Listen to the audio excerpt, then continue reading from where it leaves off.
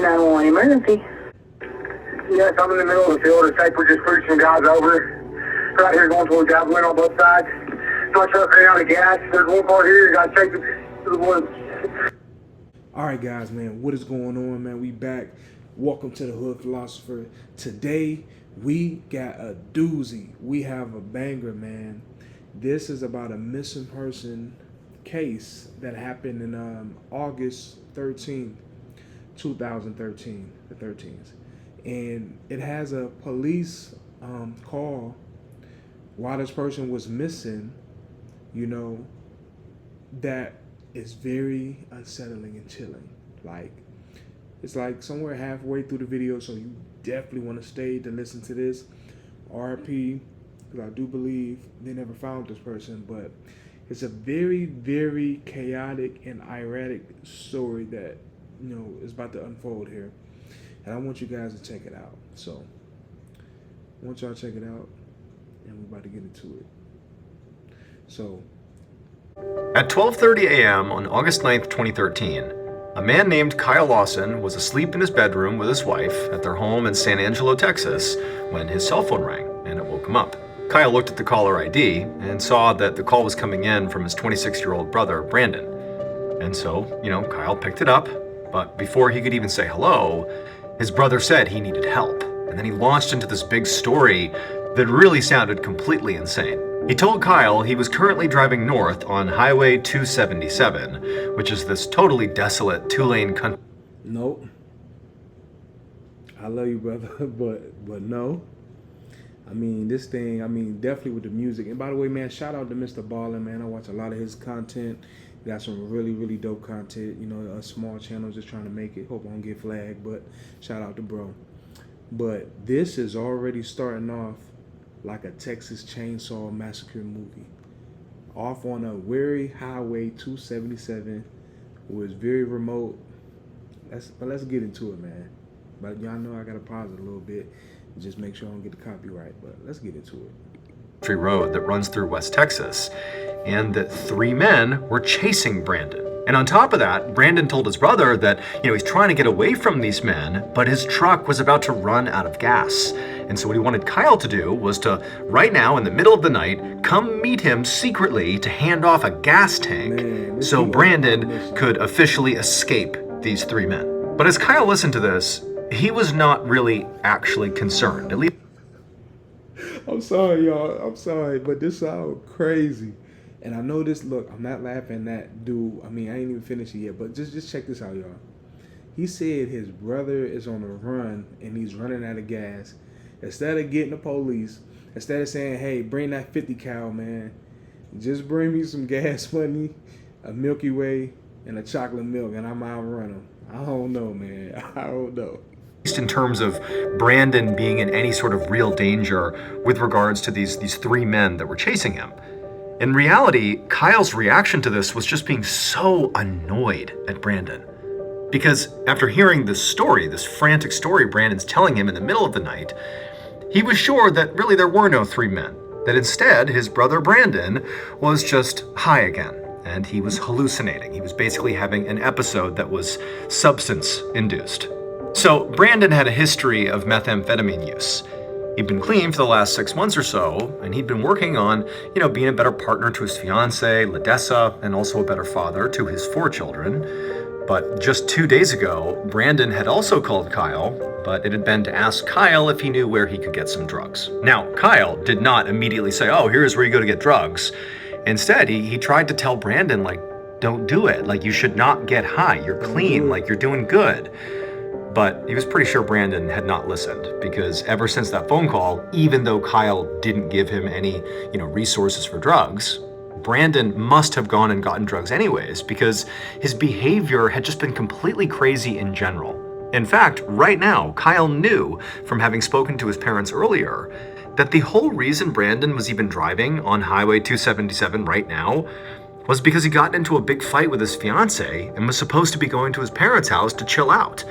He was basically going to time out for bad behavior. That's why he was out right now. Now, Kyle knew Brandon was very likely. All right, guys, I just want to pause that too real quick, just to make a side note, because it's the Hood Philosopher, y'all, so I'm always going to hit y'all with a little bit of game. But you see how the devil like to kind of, when you have an argument with your wife, with your spouse, or you mad at the kids, and then right there, he can grab a foothold, he can grab a mile, and he could turn a simple argument, a simple miscommunication into, I don't know what's about to happen, but just your life in a blink of an eye can change. So we have to learn how to control our emotions and have emotional intelligence. But let's keep watching because it's getting crazy. High. And so this was not going to be a good time to reason with Brandon and tell him to, just come home or just go to your parents' house because, there's no such thing as these three men. Like, you're just high.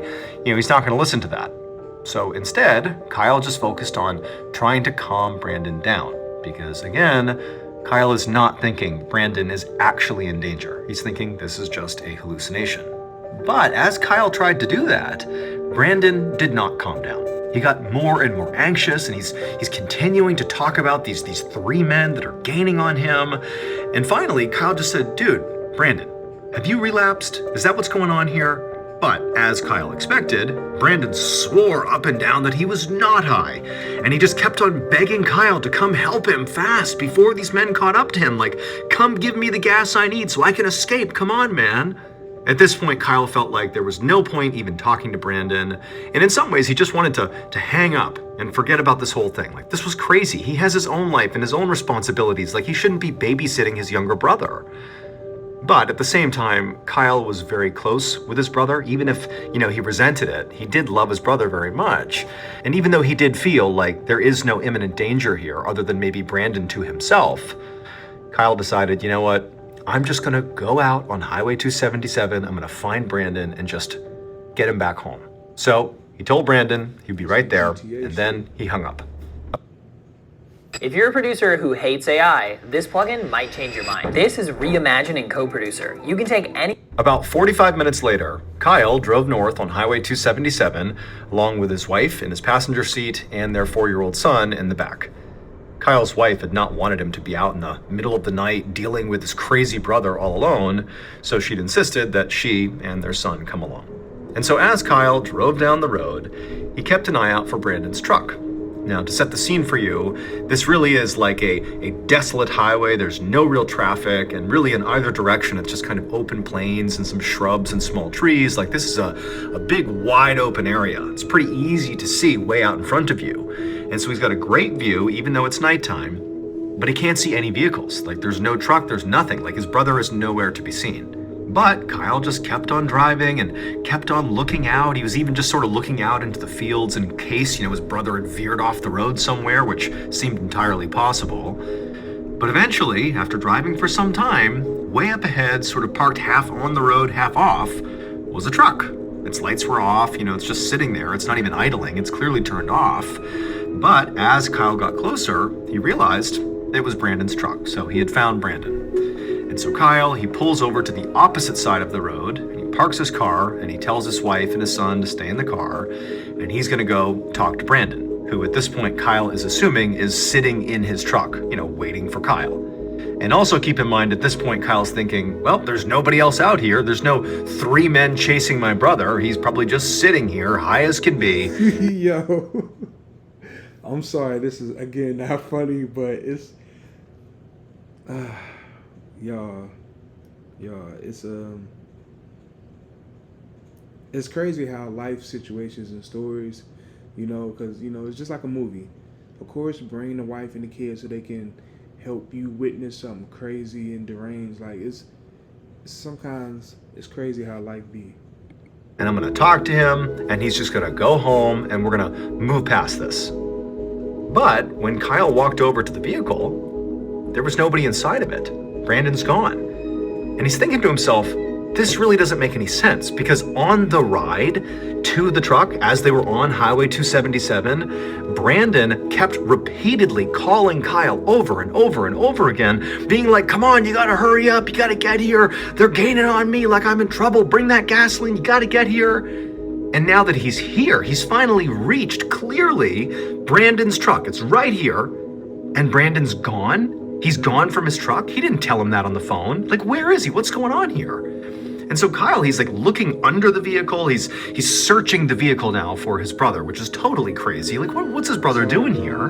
But as he's searching the vehicle for his brother and looking around the area for his brother, Kyle's phone rings, and it's Brandon. And so Kyle, who at this point is feeling really annoyed, he answers the phone and he's like, "Brandon, where are you?" And Brandon goes, "Bro, I'm right here." And Kyle's like, "No, you're not. Like, I don't see you. There's no one here. Your truck is here. You're not here." But just then, Kyle looked out and there was a car coming towards him. So he saw the headlights and he realized it was a cop car. And so he's on the phone with Brandon. He's looking out at this cop car that's coming up this road towards him and clearly slowing down. Like the police officer is going to stop and talk to Kyle, presumably. And so as this cop car is coming in and slowing down right in front of him, Brandon on the phone says to Kyle, "Run away from that cop." Now think about this. That meant Brandon had to be somewhere nearby because he can clearly see the cop car approaching Kyle. He's watching the scene. Even though Kyle has not found his brother, Brandon is clearly actually nearby. But Kyle, he's sort of quickly interpreting this and he's thinking, like, where is Brandon? Because he's looking out and it's just open fields in either direction on either side of this highway. It's like this barren wasteland out in the middle of Texas. Like, where is he hiding? There's nowhere to hide. There's a couple of shrubs and really small trees sort of off in the distance, but like there's really nowhere to hide. So where is Brandon? And Kyle, he's just feeling furious at this point. Confused, but furious. It's like, what are you doing, Brandon? Like, he knew the reason Brandon wanted Kyle to run also is because Brandon had an active warrant out for his arrest that had to do with a drug charge. And so he's just protecting himself, like, don't get involved with the police, like, keep me out of it. And it's like, Kyle, he's already out here in the middle of the night doing this crap for his brother who's completely off his rocker. Like, he was so annoyed, but again, it's like, what does he even do? He has no idea where Brandon is. And so Kyle, he was about to say something to Brandon to demand, where are you? Come out here. But Brandon hung up. Now, by this point, the police officer had arrived on scene. He had parked his car and he walked over to Kyle, who now is standing right next to his brother's vehicle. He's put his phone back in his pocket. And the officer, when he got close enough, he introduced himself as Deputy Neal of the Coke County Sheriff's Department, and he told Kyle that he was responding to a 911 call from a trucker about a stranded driver on the road. And so he asked Kyle if maybe that was him. "Is this your truck? Are you the stranded driver?" Pointing to Brandon's truck. But Kyle said no, it was not his. It belonged to his brother. But despite how much he really wished he could say the truth, he wanted to protect his brother. So he couldn't tell the deputy that, well, the reason my brother left his car here is because he's probably high on meth and he's somewhere nearby hiding. And also he has a warrant out for his arrest. So instead, Kyle said, well, I think he went off to get some gas because he called me and he said he had run out of gas. So he parked his car here. So he probably has walked on and I just got here. Is it okay with you if I get back in the car with my wife and son and just drive up and down the road here to find Brandon? Because I'm sure he's fine, but he called me to help get him gas. So do you mind if I do that? And surprisingly, the deputy was like, yeah, that's fine. Go ahead. And so Kyle, he got right back into his car with his wife and his son, and he did fire up his car and he drove farther down the highway. And as his wife with him, because a lot of times, man, cops like to mess with you for all type of stuff. The cop could have been like, I don't know, man, it's a random car out here, especially ain't no telling what his brother might have had in it, blood stains, whatever, at the time. And they probably could have thought that, he did something with the guy in the truck. So, I mean, that was a blessing in disguise. I don't know what's going to happen, but, He kept looking over his shoulder to see what the cop was going to do, and the cop was just still parked next to Brandon's car. And eventually, when Kyle drove far enough that he knew the cop couldn't see him anymore, he pulled over to the side of the road and he began really angrily calling his brother over and over and over again to get him back on the phone. But Brandon never answered the calls. And so at this point, Kyle has no idea what's going on with Brandon. I mean, he didn't before, but now especially, he's out of contact with his brother.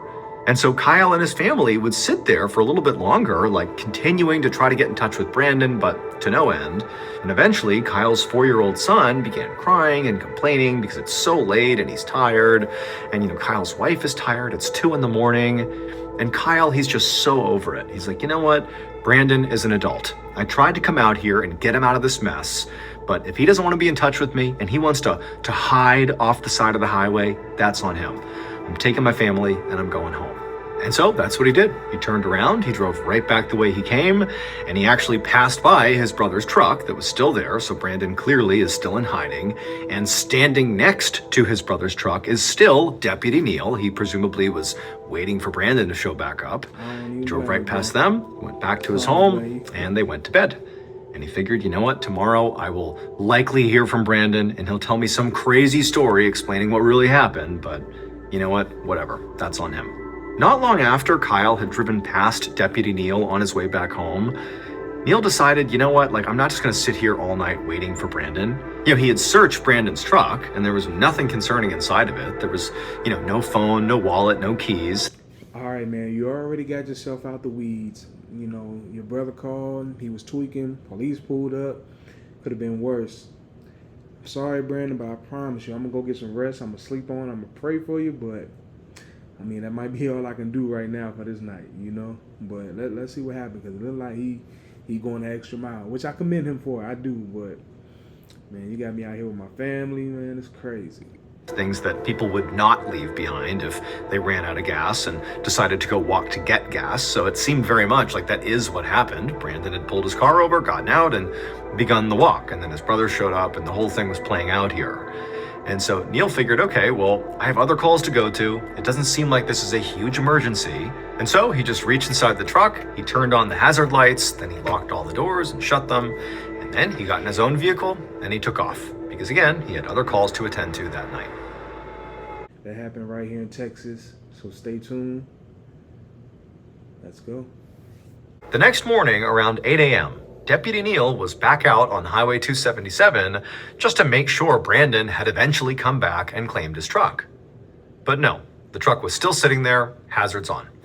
Now, at this point, Deputy Neil was starting to get a bit concerned about Brandon because, you know, he's out on foot walking to get gas for his truck. And even though it seemed like the risk was sort of low for him, it is possible something could have happened to him, and that's why he had not come back to his truck. You know, maybe he was hit by a car or, you know, got lost or something. Who knows? Like, anything could have happened. Or, you know, maybe Brandon decided not to claim his truck yet. Maybe he just went home and he's gonna get it later. But regardless, it just seemed like Neil really had to go follow up personally with Brandon just to make sure he was okay.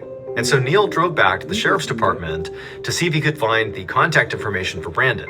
But when he walked in the door, he didn't have any time to do any digging because another employee told him that while he was out, the department had gotten a call from Brandon's fiancée, Ledessa. And Ledessa had given them a very different story than the one Brandon's brother, Kyle, had told Neil the night before. According to Ledessa, she and Brandon had been fighting for the past few days.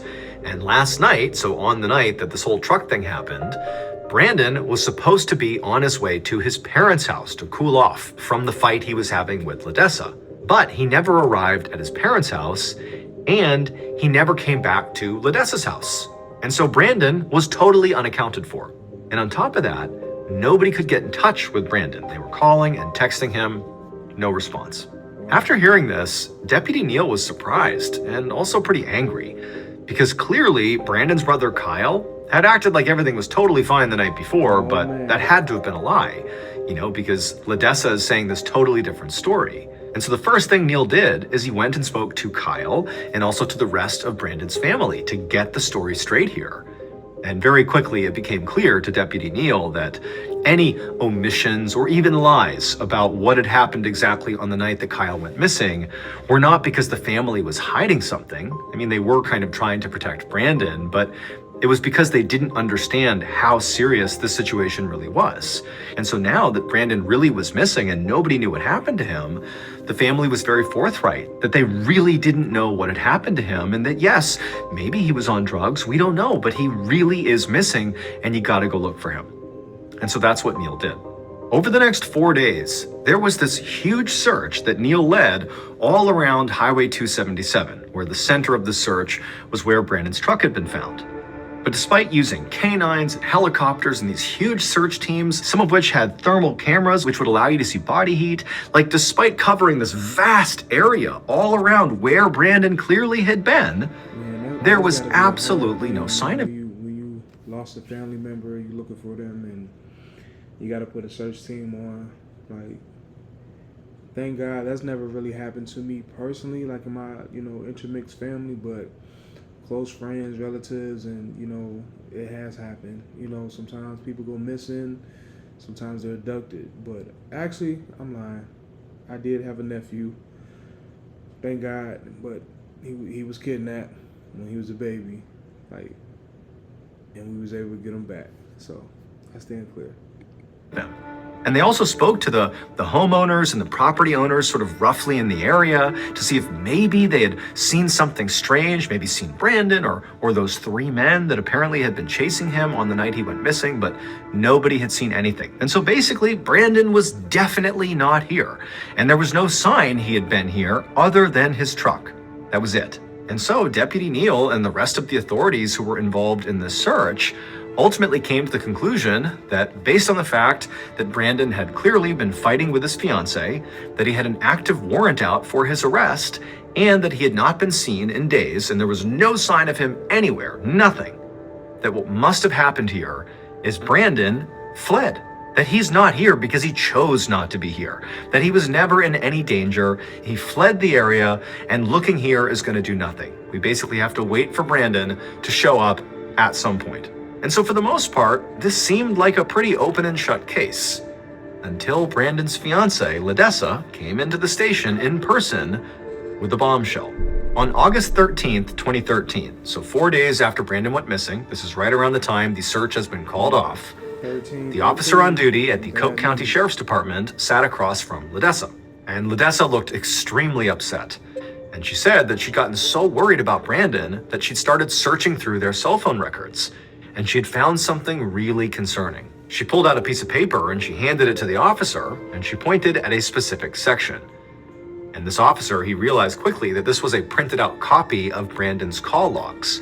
And what Ledessa was pointing to was a call that Brandon had made at 12:50 a.m. on the night he disappeared. In between a flurry of calls to Kyle and also to Kyle's wife, Brandon had also placed a call to 911. Ledessa told the officer that the fact that Brandon himself had called 911 actually terrified her, because Brandon would have done practically anything to avoid the police. He was terrified of the police.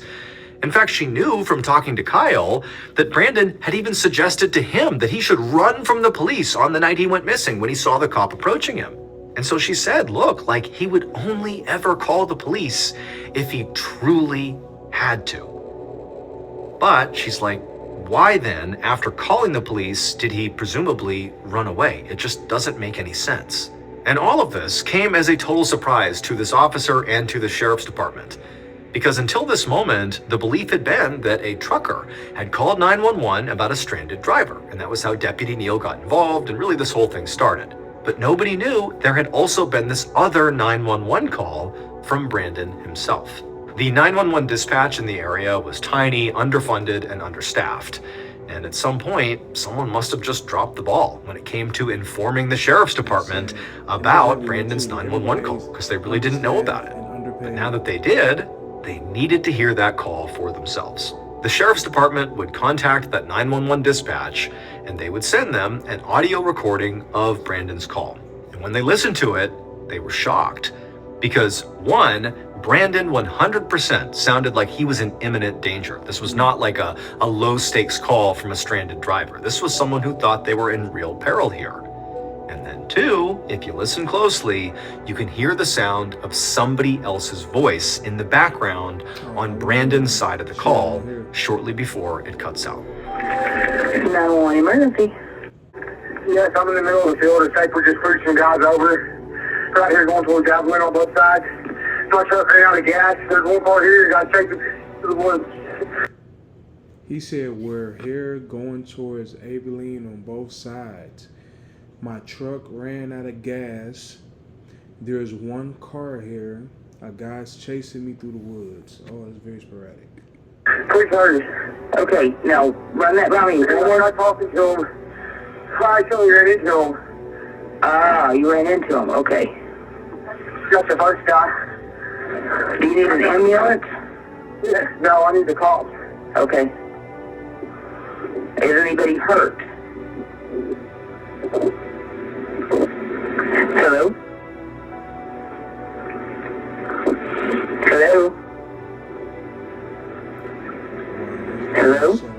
And so at this point, authorities are thinking, okay, this doesn't necessarily seem like this is just a disappearance.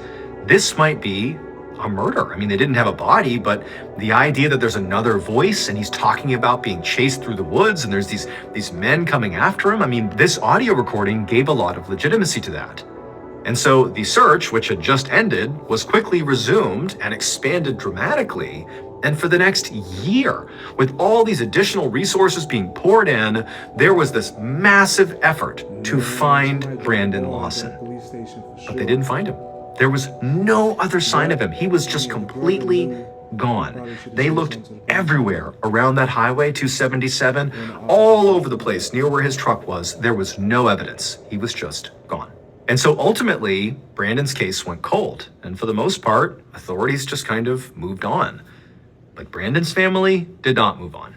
His fiancée, Ledessa, would go on to hire 2 private detectives, and they would both conduct these big searches multiple times over around the area where Brandon left his truck and also across the state. But they too also just came up empty. And as the years passed by without answers, Brandon's disappearance captured more people's attention, and it started being featured on TV shows and podcasts. People had all kinds of theories about what had happened. You know, maybe Brandon really was just high and hallucinating, and he wandered off somewhere and got attacked by wild animals. Or maybe he really was being chased by these 3 men, and they kidnapped or killed him, and maybe that voice you hear on the recording was one of those 3 men. Or All right, guys, so it looked like it's ending. It looked like we're not going to get any understanding of what happened, but we do understand that mysteriously this man was either captured, disappeared, maybe he was hallucinating and fell into the water. We don't know. We really don't know what happened. But what I will tell you is that it's important to have people in your life when you're going through things, you're going through mental health, even if it's not just a mental health, if it's just stresses, triggers, you know, you're not alone, especially if you're here at the Hood Philosopher family. Make sure y'all leave a like, leave a comment. I appreciate you guys for watching. And again, shout out to Mr. Ballin, man. You got some good content. Y'all got to definitely make sure y'all go support and check his channel out if you haven't already. Again, thank you for watching Hood Philosopher. We out.